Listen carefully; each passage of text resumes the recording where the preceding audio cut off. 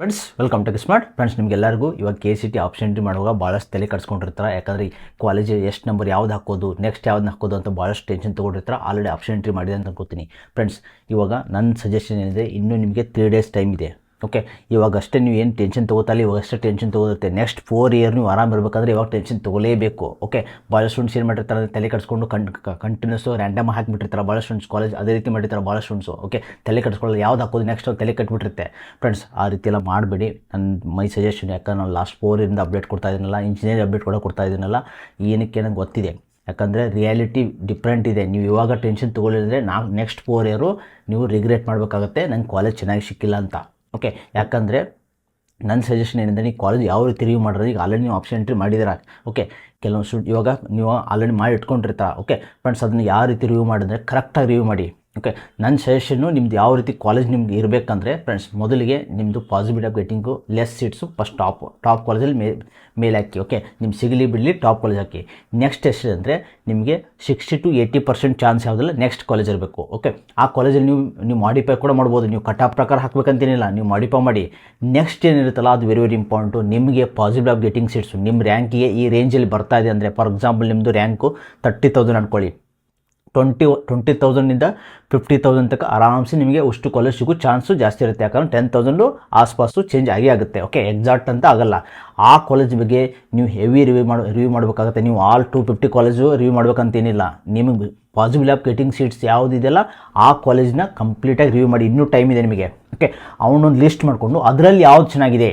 For example 10 college ಬಂತು ತೊಗೊಳ್ಳಿ ನಿಮ್ಮ ರೇಂಜಲ್ಲಿ, ಅಂದರೆ 30,000 ನಿಮ್ಮ 20,000 50,000 ತನಕ ಒಂದು 10 ಕಾಲೇಜ್ನ ಆರಿಸ್ಕೊಳ್ಳಿ. ಓಕೆ, ನಿಮ್ಗೆ ಬೇಕಾಗಿರೋದು ಅದರಲ್ಲಿ ಒಂದು ಚೆನ್ನಾಗಿದೆ ಅಂತ ಅವನ್ನ ರಿವ್ಯೂ ಮಾಡಿ, ಅಲ್ಲಿ ವಿಸಿಟ್ ಮಾಡ್ತಾಗಿರ್ಬೋದು. ಇನ್ನೂ ಟೈಮ್ ಇದೆ ನಿಮಗೆ.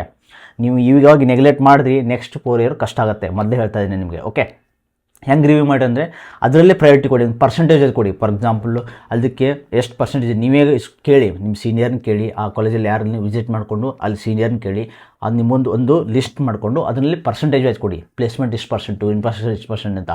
ಅದರಲ್ಲಿ ಯಾವುದು ಚೆನ್ನಾಗಿದೆ ಅನಿಸುತ್ತಲ್ಲ ನಿಮಗೆ ಅದನ್ನು ಟಾಪ್ ಹಾಕಿ. ಯಾವ್ದು ಪರ್ಸೆಂಟೇಜ್ ಜಾಸ್ತಿ ನಿಮ್ಮ ಪ್ರಕಾರ ಯಾವ್ದು ಪರ್ಸೆಂಟೇಜ್ ಜಾಸ್ತಿ ಇಲ್ಲ ಅದನ್ನ ಟಾಪ್ ಹಾಕಿ. ಅದಾದಮೇಲೆ ನೆಕ್ಸ್ಟ್ ಹಾಕಿ. ಸೊ ಆ 10 ಕಾಲೇಜ್ ಪ್ರಯಾರಿಟಿ ಕೊಡೋದು ವೆರಿ ಇಂಪಾರ್ಟೆಂಟ್ ಆಗುತ್ತೆ. ಯಾಕಂದರೆ ಇವು chance of getting seats less ಇರುತ್ತೆ. ಏನು ನಿಮ್ಮ ಟಾಪ್ ಇರುತ್ತಲ್ಲ ಅದು ಕಡಿಮೆ ಇರುತ್ತೆ ನಿಮ್ಮ ಸೀಟ್ಸು, ಅದು ಸಿಗೋದು. ಅದಕ್ಕೋಸ್ಕರ ಅದ್ರ ಬಗ್ಗೆ ನೀವು ವಿಚಾರಿಸ್ಬೇಕಲ್ಲ. ಆಮೇಲೆ ಟಾಪ್ 10 ಅಂತೂ ನೀವು ವಿಚಾರಿಸ್ಬೇಕಾಗಿಲ್ಲ, ಆಲ್ರೆಡಿ ಎಲ್ಲ ಚೆನ್ನಾಗಿದೆ ಕಾಲೇಜು. ಓಕೆ, ನೀವು ವಿಚಾರಿಸ್ಬೇಕು ಇದು ಹೆಂಗಿದೆ ಅಂತ ಕೇಳಬೇಕಾಗಿಲ್ಲ. ಯಾಕಂದರೆ RVPS, ಟ್ರಾಮಯ, BMS, okay, Dayananda college, VIT ಇವೆಲ್ಲ UVC ಇವೆಲ್ಲ ಚೆನ್ನಾಗಿದೆ ಕಾಲೇಜು. ನೀವೇನು ಇದ್ರ ಬಗ್ಗೆ ವಿಚಾರಿಸ್ಬೇಕಾಗಿಲ್ಲ. ಆದರೆ ನಿಮ್ಮ ರೇಂಜ್ ಬರೋ ಕಾಲೇಜ್ ಇದೆಯಲ್ಲ ಅವನು ವಿಚಾರಿಸೋ ಬಗ್ಗೆ ವೆರಿ ವೆರಿ ಇಂಪಾರ್ಟೆಂಟ್ ಆಗುತ್ತೆ.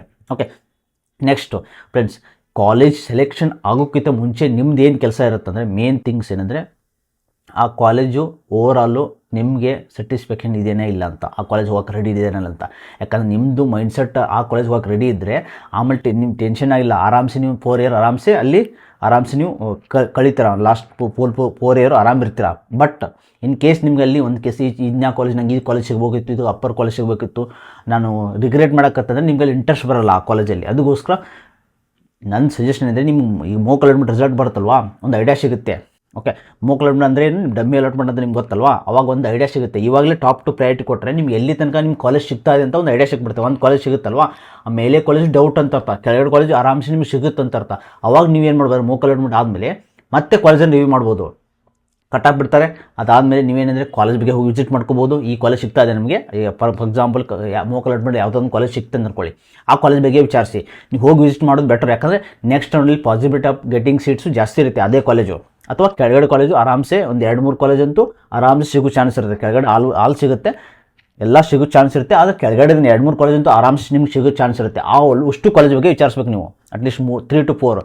ಅದರಲ್ಲಿ ಯಾವುದು ಚೆನ್ನಾಗಿತ್ತು ಮತ್ತೆ ನೀವು ಮೋಕ್ ಅಲಾಟ್ಮೆಂಟಲ್ಲಿ ಮಾಡಿಫೈ ಮಾಡ್ಕೋಬೋದು. ಓಕೆ, ಇನ್ ಕೇಸ್ ನೀವೇನಾದರೂ ನೀವು ಜಾಸ್ತಿ ಕಾಲೇಜ್ ಹಾಕಿಲ್ಲ, ಕಡಿಮೆ ಕಾಲೇಜ್ ಹಾಕಿದ್ದಂದರೆ ಮತ್ತೆ ಆ್ಯಡ್ ಮಾಡ್ಬೋದು ಕಾಲೇಜು. ಓಕೆ, ಮೋಕ್ ಅಲಾಟ್ಮೆಂಟಲ್ಲಿ ಡಿಲ್ಟು ಮಾಡಿಫೈ ಯಾರು ಬೇಕಾದ್ರೆ ಮಾಡ್ಬೋದು. ಆದರೆ ಪ್ರಯಾರಿಟಿ ಏನು ಸೆಲೆಕ್ಟ್ ಮಾಡ್ತಿರಲ್ಲ ಅದು ವೆರಿ ಇಂಪಾರ್ಟೆಂಟ್ ಆಗುತ್ತೆ. ಓಕೆ, ಇದು ಸೆಕೆಂಡರಿ.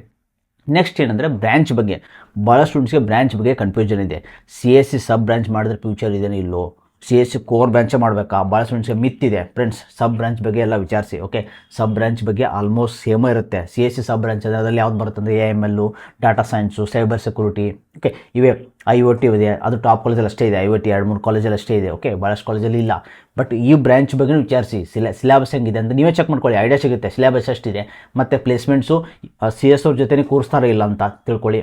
ಆಲ್ಮೋಸ್ಟ್ CS ಜೊತೆ ಕೂರಿಸ್ತಾರೆ, ನೀವು ತಿಳ್ಕೊಳ್ಳಿ. ಓಕೆ, ಆಮೇಲೆ ಅಪ್ ಟು EC ತಿಳ್ಕೊಳ್ಳಿ, ECಯಲ್ಲಿ ಏನಿರುತ್ತೆ, ನೆಕ್ಸ್ಟ್ ಫ್ಯೂಚರಲ್ಲಿ ಜಾಬ್ ಯಾವ ಅಪಾರ್ಚುನಿಟಿ ಯಾವ ರೀತಿ ಇರುತ್ತೆ, ನಾವು ಯಾವ ಫೀಲ್ಡಲ್ಲಿ ಹೋಗ್ಬೋದು ಅದನ್ನೆಲ್ಲ ತಿಳ್ಕೊಂಡು ಥಿಂಕ್ ಮಾಡಿ.